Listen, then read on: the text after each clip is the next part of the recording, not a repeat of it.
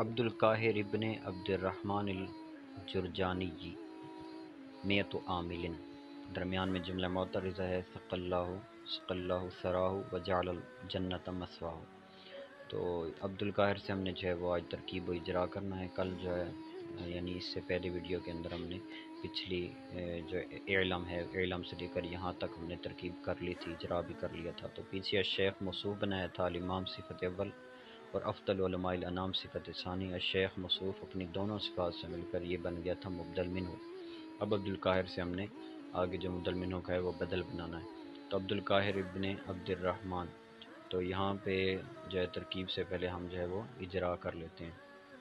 تو عبد کے اوپر اجرا ہوگا کہ یہ لفظ ہے، مفرد لفظ ہے یا غیر لفظ ہے۔ تو عبد لفظ ہے، لفظ ہے تو لفظ کی کون سی قسم ہے؟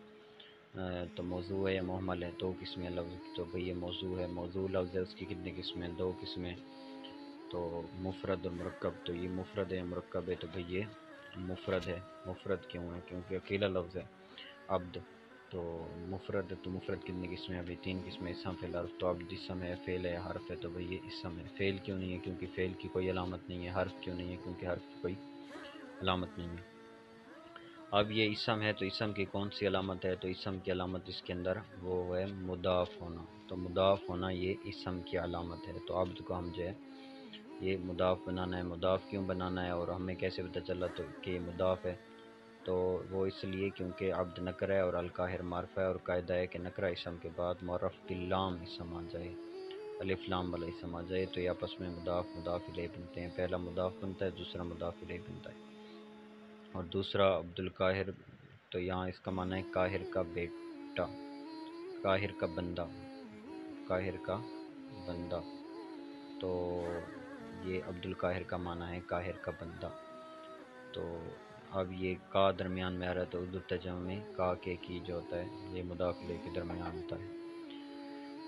تو اس کے بعد جو ہے کہ اب جو ہے نا یہ اس کے اندر اسم کی علامت پائی جا رہی ہے۔ اب یہ کہ اسم کی قسمیں، اسم کی جو ہے وہ بہت ساری اقسام ہیں، تذکیر و تانیث کے لحاظ سے، تعریف و تنکیر کے لحاظ سے، واحد تثنیہ جمع کے لحاظ سے، اعراب و بنا کے لحاظ سے۔ تو اسم کی تعریف و تنکیر کے اعتبار سے اقسام میں سے یہ اب جو ہے یہ معرفہ ہے۔ معرفہ کی اقسام میں سے یہ معرف بالاضافت ہے۔ معرف بالاضافت کیوں ہے؟ کیونکہ یہ نکرہ اسم ہے اور معرفہ کی طرف مضاف ہے، تو یہی معرف بالاضافت ہوتا ہے۔ تو عبد معرف بالاضافت ہے۔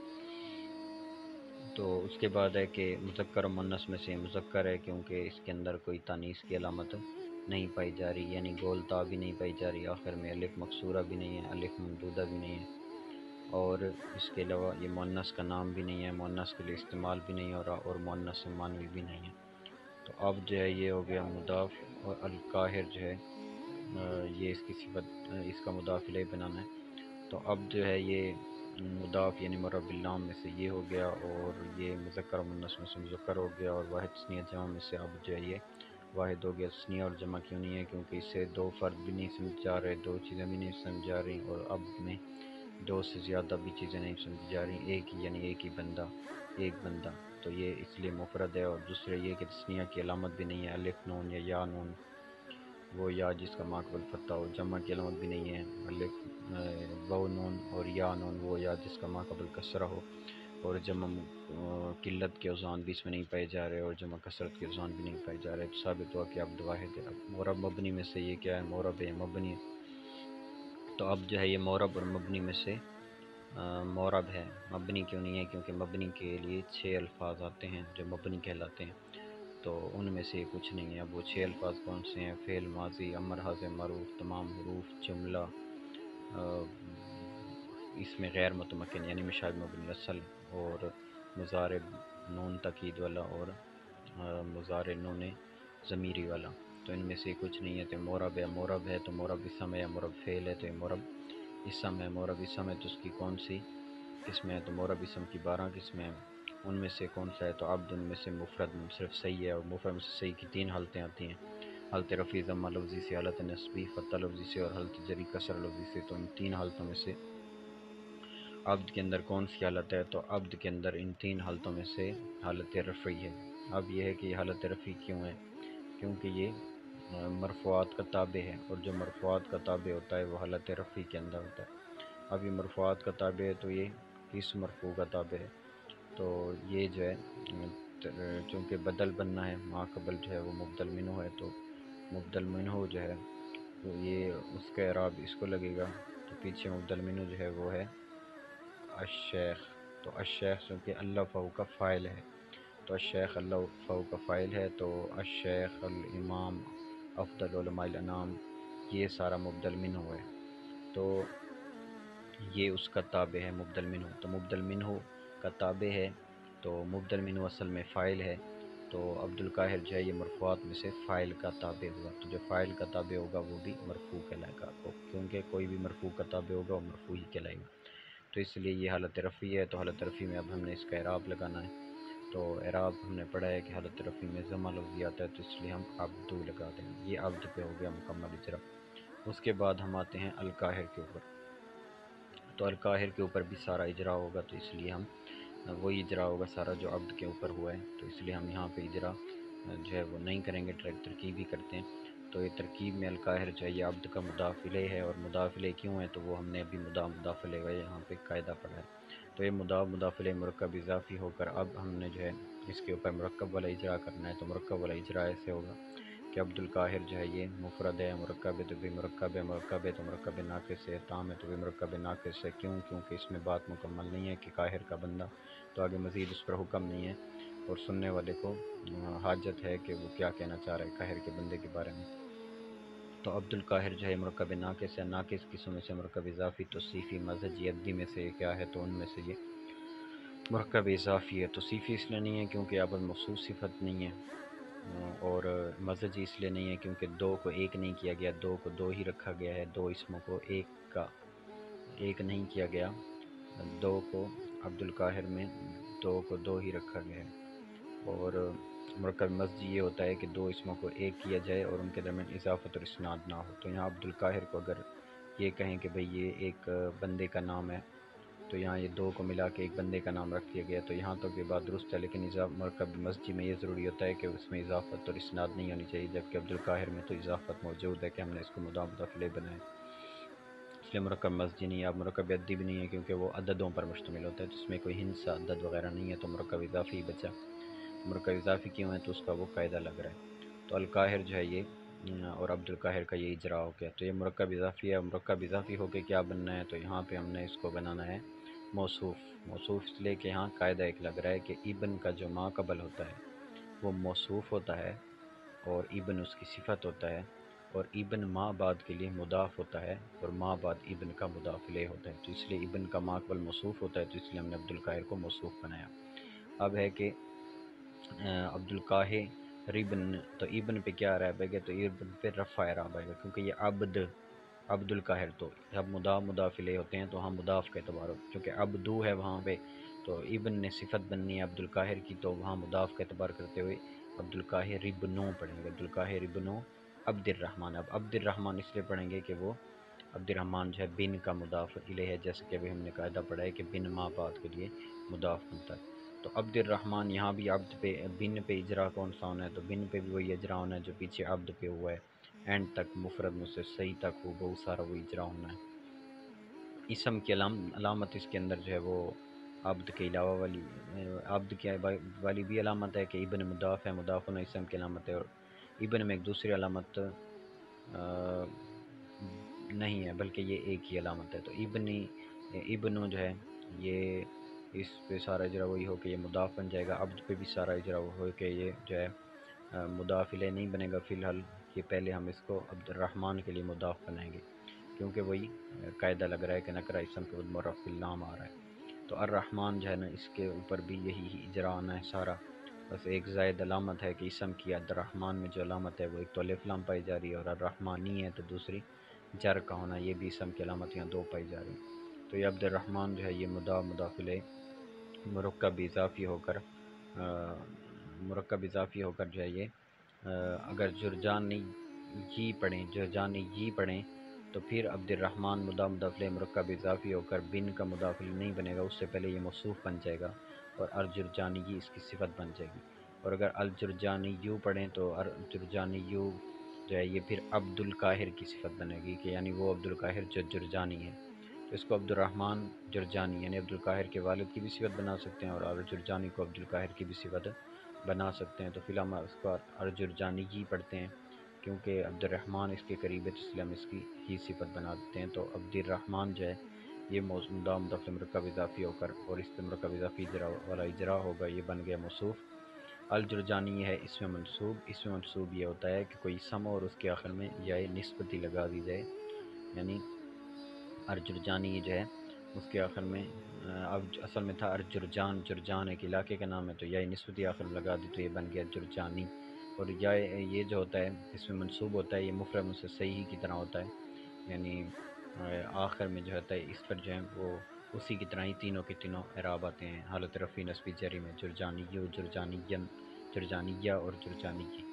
تو اب یہاں جرجانی ہے تو اس میں منصوب کا جو ہے یہ قاعدہ ہے کہ اس میں منصوب جو ہے یہ اس میں مفعول کے قائم مقام ہوتا ہے، اور اس کے اندر اس میں مفعول ہی کی طرح نائب الفاعل بھی موجود ہوتا ہے۔ تو الجرجانی جو ہے اور اس کے اندر ہمیشہ اس کی ہوا ضمیر ہی نائب الفاعل ہوتی ہے، اگر یہ مذکر کے لیے کہا جا رہا ہے، اور اگر مؤنث کے لیے کہا جا رہا ہے تو اس کے اندر ہی ضمیر ہوگی۔ تو الجرجانی چونکہ مذکر کے لیے کہا جا رہا ہے تو اس لیے الجرجانی اس میں منصوب، اور اس کے اندر ہوا ضمیر اس کا نائب الفاعل۔ تو الجرجانی پہ بھی اسم والا اجرا ہونا ہے، چونکہ یہ اسم ہے تو اسم والا ہم نے شروع میں اجرا کر دیا، تو وہی سارا اس پہ اجرا کریں۔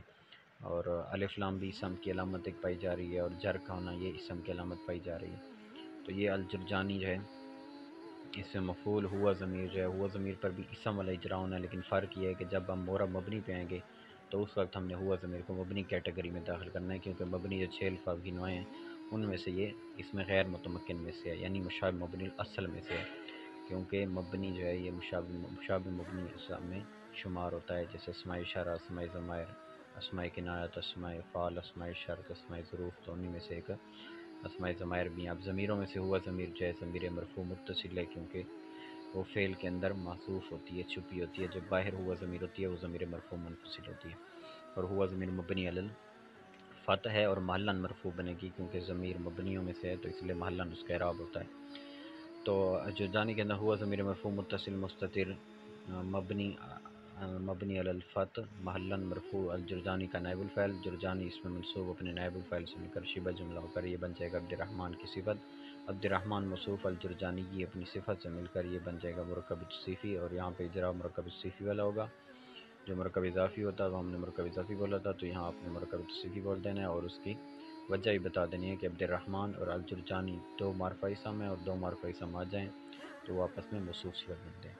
تو یہ بن گیا موصوف مرکب توصیفی ہو کر بن کے لیے مضاف الیہ، بن مضاف اپنے مضاف الیہ سے مل کر یہ بن جائے گا عبد القاہر موصوف کی صفت، عبد القاہر موصوف اپنی صفت سے مل کر اب یہ بن جائے گا الشیخ الامام افضل علماء الانام، مبدل منہ کا بدل، مبدل منہ اور بدل مل کے اب یہ بن جائیں گے پیچھے جو اللہ فہو ہے، اللہ فہو فعل ہے، اس فعل کا یہ بن جائے گا فاعل، یعنی الشیخ مبدل منہ افضل علماء الانام تک، اور آگے عبد القاہر جو ہے یہ اس کی بن جائے گا بدل، مبدل منہ اور بدل مل کے یہ بن جائیں گے اللہ فہو کا فاعل، اللہ فعل اپنے آگے والے فاعل، اور ہو ضمیر منصوب متصل مفعول بہی سے مل کر یہ بن جائے گا جملہ فعلیہ خبریہ ہو کر ما موصول کا صلہ، اور اس جملے کا کوئی اعراب نہیں ہوتا، کیونکہ موصول کا جو صلہ جملہ ہوتا ہے صلہ کا جملے کا کوئی اعراب نہیں ہوتا، محلاً وہ جملہ کچھ نہیں بنتا۔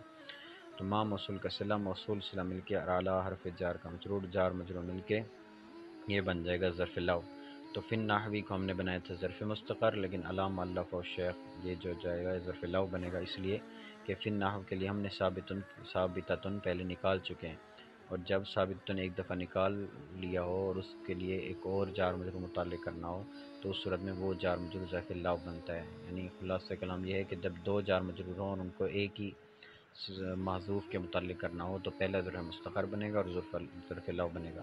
تو ثابتتن اس میں فاعل اپنی ہی ضمیر فاعل، اور فن نحوی جو ہے ظرف مستقر اور علام اللہ فہو آخر تک ظرف لو سے مل کر یہ بن جائے گا ان العوامل ان العوامل، ہاں تو یہ بن جائے گا شبہ جملہ ہو کر عوامل موصوف کی صفت۔ تو یہاں ان العوامل عوامل جو ہے تو یہ ہم نے اس کو بنانا ہے موصوف، ٹھیک ہے، اب اس کا قاعدہ کیا ہے؟ اس کا قاعدہ یہ ہے کہ درمیان کلام میں معرفہ آ جائے، درمیان کلام میں یعنی عواملہ، اسم تو ہے انا کا، اسم ہے لیکن اسم بننے سے پہلے یہ موصوف بنے گا، تو قاعدہ یہ ہے کہ درمیان کلام میں معرفہ اسم کے بعد جار مجرور آ جائیں تو یہ موصوف صفت بھی بن سکتے ہیں اور ذوالحال حال بھی بن سکتے ہیں۔ تو ہم نے ان العوامل الثابتۃ نکالیں گے تاکہ العوامل کے وہ مطابق ہو جائے، اور چونکہ العوامل جب مکسر ہے تو اس کی صفت الثابتۃ واحد مؤنث آتی ہے، آ سکتی ہے واحد مؤنث، تو اس لیے ہم الثابتۃ نکالیں گے۔ اور اگر ہم العوامل کو موصوف نہیں ذوالحال بنائیں تو آگے ثابت حال بنے گا، تو اس لیے وہ حالت نصبی میں ہوگا یعنی ثابتن۔ تو بہرحال ہم موصوفیت بناتے ہیں تو ان العوامل موصوف اور الثابتۃ فی النحو علامہ اللہ شیخ، یہ سارا اس کا شبہ جملہ جو ہے بن جائے گا، صفت موصوف سے مل کے یہ بن جائے گا ان حرف مشبہ الفعل کا اسم۔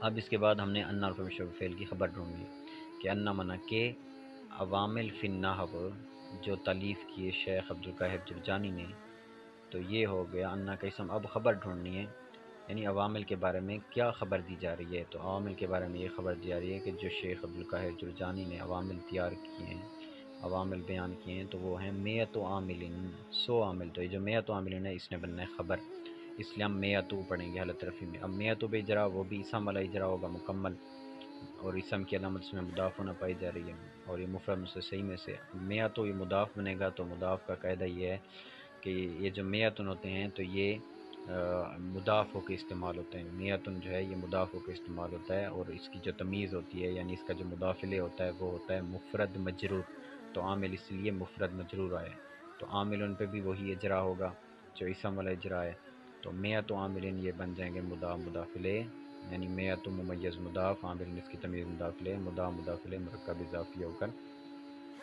یہ بن جائیں گے ان حرف مشبہ بالفعل کی خبر۔ اب ان حرف مشبہ بالفعل اپنے اسم اور خبر سے مل کر یہ بن جائے گا علم کا مفعول، علم فعل اپنے انت ضمیر فاعل، اور اس سالے ان العوامل فی النحو جو ہے مفعول سے مل کر جو ہے یہ بن جائے گا جملہ فعلیہ انشائیہ اور استئنافیہ ابتدائیہ۔ تو یہاں انا جو ہے یہ پورا جملہ نہیں بنتا کیونکہ یہ مصدر کی طویل میں ہوتا ہے، مفرد کی طویل میں ہوتا ہے، اس لیے جملے کا جز بنتا ہے، پیچھے کے لیے کچھ نہ کچھ ضرور بنتا ہے۔ تو یہ ہماری الحمدللہ جو ہے یہ ترکیب بھی ہو گئی، اس کے اوپر اجرا بھی ہو گیا، تو نیکسٹ انشاءاللہ لفظیہ اور معنویہ کے اوپر جو ہے اگلی ویڈیو میں اجرا کریں گے۔